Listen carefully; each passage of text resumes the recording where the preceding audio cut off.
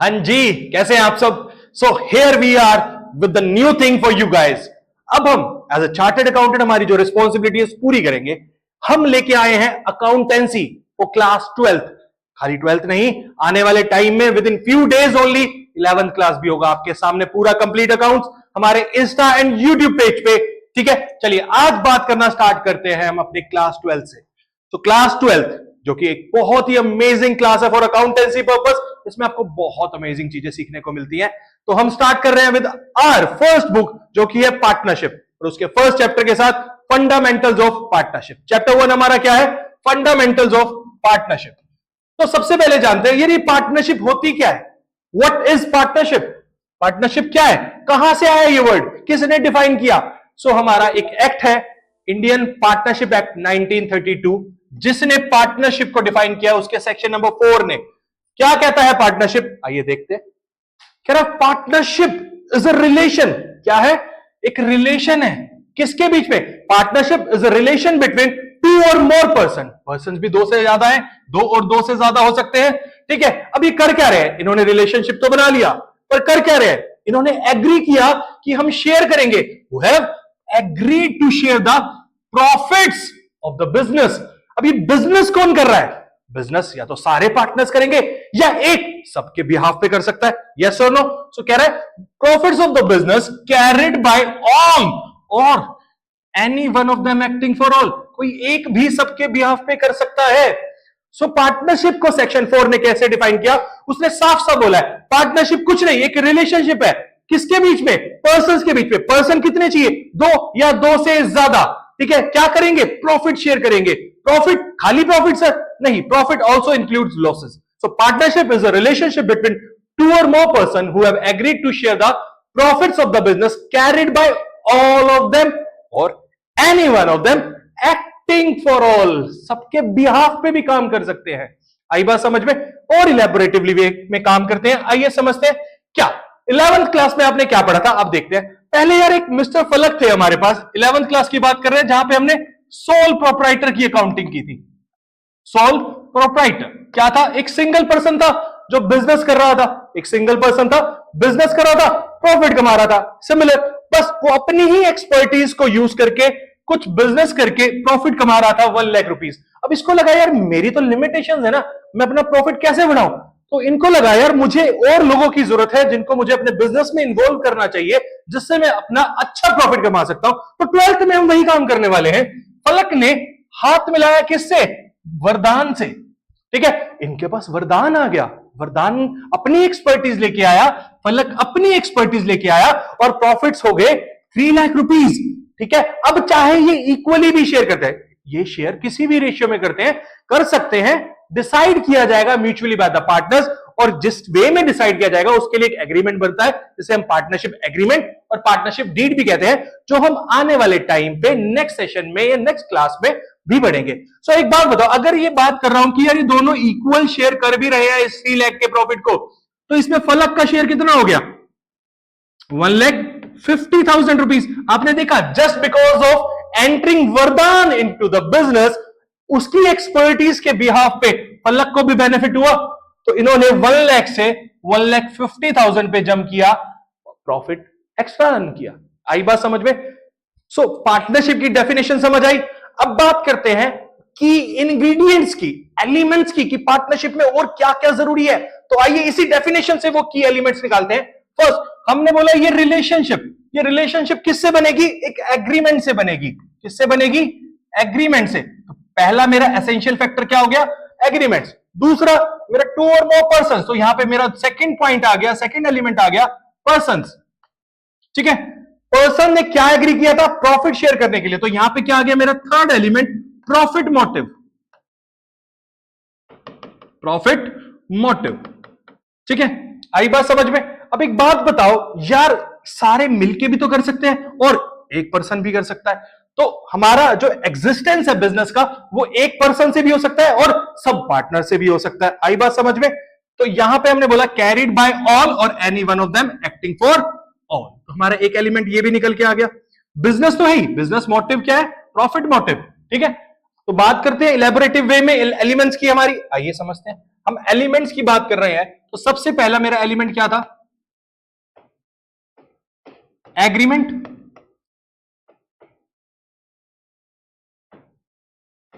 इसका मतलब क्या है? जो हमारी पार्टनरशिप है ना, वो एग्जिस्टेंस में हमेशा एग्रीमेंट या डीड के थ्रू आ रही है, ऑपरेशन ऑफ लॉ के थ्रू। लॉ नहीं बना रहा, इसे हम एज अ पार्टनर एग्रीमेंट करके बना रहे हैं। आई बात समझ में? तो लिख सकते हैं हम, come into existence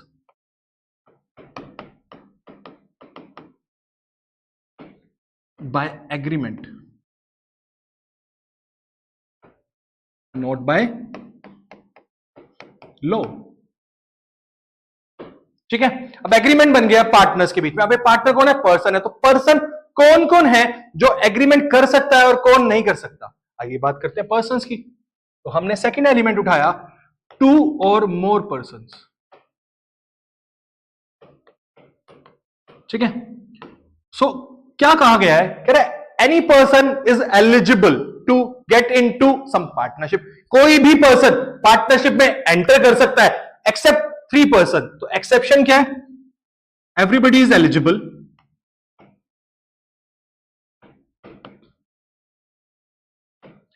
let's keep it simple ना, everybody is eligible except 3 persons. अभी 3 पर्सन कौन है? First A, minor. माइनर नहीं हो सकता पार्टनरशिप में एंटर। माइनर पर्सन, माइनर वो जिसकी एज लेस देन 18 ईयर्स है, वो पार्टनरशिप में एंटर नहीं कर सकता। सेकंड, अभी एक पॉइंट है, स्टार लगा रहा हूं आपके लिए, उस पर अभी एक पॉइंट और बताता हूं। सेकंड, जो कि अनसाउंड माइंड है, person who is unsound mind. And third, जिसे लॉ ने ही रोक दिया है, बार्ड बाय लॉ। लॉ ने मना किया है भाई, इसको तो हम पार्टनरशिप में एंटर नहीं करने देंगे। ऑब्वियसली ये वो पर्सन्स होते हैं जिनके अगेंस्ट कुछ क्रिमिनल एक्टिविटीज के लिए सूट फाइल किया गया होता है, जो क्रिमिनल एक्टिविटीज के लिए फंसे हुए होते हैं। आई बात समझ में? सो माइनर के रिगार्डिंग हम क्या बात कर सकते हैं? माइनर पार्टनरशिप में एंटर सिर्फ प्रॉफिट के लिए हो सकता है। ठीक है, अगर एज ए गार्डियन मैं माइनर को एंटर कराना चाहता हूं पार्टनरशिप में, ठीक है, तो सिर्फ प्रॉफिट के लिए कर सकते हैं हम बात।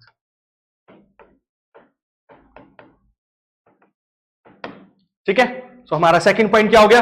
Persons. Third element, existence of business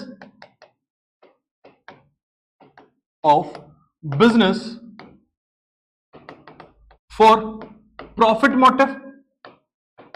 motive क्या मेरा? प्रॉफिट का। पार्टनर्स एंटर कर सकते हैं किस में? बिजनेस में। बिजनेस है हमारा, ठीक है। इस बिजनेस में पार्टनर्स ने एंटर किया, ठीक है, फॉर बिजनेस एक्टिविटीज। ऑब्वियसली कुछ बिजनेस एक्टिविटीज ही करेंगे, ठीक है। पर मोटिव क्या रहेगा यार? At the end of the day अगर मैं बिजनेस स्टार्ट कर रहा हूं तो मेरा मोटिव क्या हो सकता है? प्रॉफिट कमाना। ऑब्वियसली ऐसा तो नहीं होगा ना कि मुझे लॉस नहीं होंगे, पर क्या मेरा मोटिव लॉस होगा? आइए चलिए बिजनेस करते हैं और कुछ लॉस कमाते हैं, क्या ऐसा हो सकता है? नहीं ना। तो ऑब्वियसली मोटिव क्या है? इंटेंशन क्या है? To earn profits. बिजनेस का मोटिव क्या है? प्रॉफिट्स। ठीक है, और फोर्थ एलिमेंट हमारा इसी से निकल के आ जाता है, sharing of profits. Sharing of profits.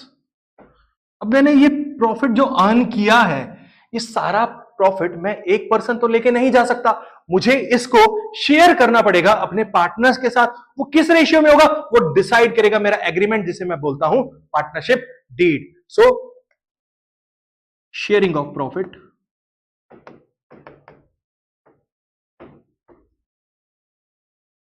जो डिसाइड किया गया है इन एनी रेशियो। कोई भी रेशियो होगा, नहीं होगा तो डिसाइड करेंगे कैसे करना है। ठीक है, तो मेरा फोर्थ पॉइंट क्या था?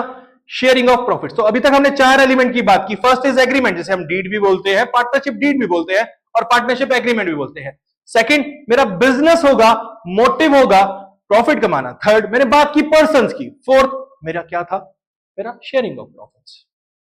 अब बात करते हैं हम आगे एलिमेंट्स की, नए एलिमेंट्स की। अब दो एलिमेंट्स हमारे पास और आते हैं। सो फिफ्थ वन है रिलेशन ऑफ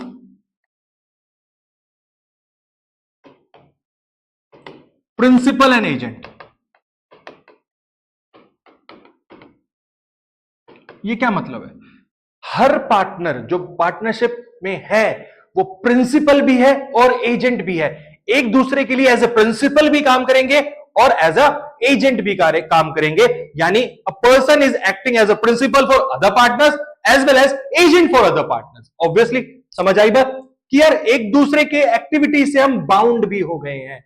ठीक है, यही पॉइंट हमारा सिक्स्थ भी बनता है। क्या है? बिजनेस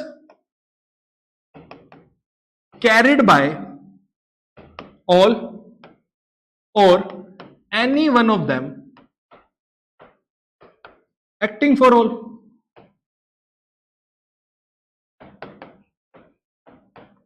क्या मतलब है इसका? यार बिजनेस सारे मिलके भी कर सकते हैं, इसका मतलब all the partners can be the part of that particular business, conduct daily routines, daily activities of business में हम पार्ट भी कर सकते हैं, पार्ट भी ले सकते हैं और एक दूसरे के एक्ट्स के लिए हम बाउंड भी हैं। मिस्टर ए ने कुछ फर्म के लिए काम किया, अगर उससे कुछ एरर हो गया या कुछ गलती हो गई तो बी भी उसके लिए बाउंड है क्योंकि वो पार्टनर है और एक दूसरे के लिए हम एक्टिविटीज के लिए बाउंड भी होते हैं। सो हमारे 6 एलिमेंट्स है। फर्स्ट एग्रीमेंट, सेकंड टू और more person, third business for the motive profit, third sharing of profit, fourth and fifth हमारा है relationship of principal and agent. Last one क्या है हमारा? बिजनेस कैरिड बाय ऑल और any one of them acting for all.